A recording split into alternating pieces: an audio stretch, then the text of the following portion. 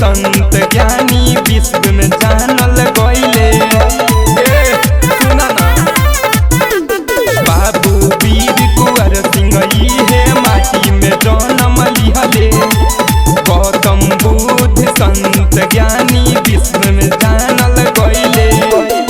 एक से एक वीर पुरुष के खान हिया रे।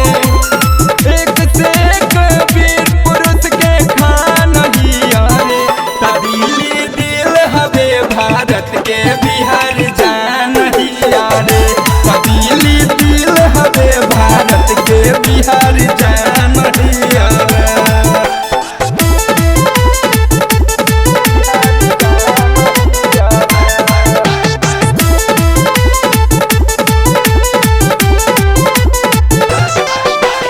मगही मैथिली भोजपुरी भाषा बा अलग अलग। पूरा बिहार परिवार के जैसन रहले एक सलग। मगही मैथिली भोजपुरी भाषा बा अलग अलग। पूरा बिहार परिवार के जैसन रहले एक सलग।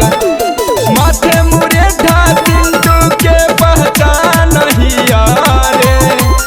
माथे मुरेठा चंदन के पहचान हिया रे। दिल्ली दिल हवे भारत के बिहार जान हिया रे। दिल्ली दिल हवे भारत के बिहार जान हिया रे। तीन रंग तिरंगा हमरे शान हिया रे। झंडा ऊंचा रहे इहे अरमान हिया रे। दिल्ली दिल हवे भारत के बिहार जान हिया रे।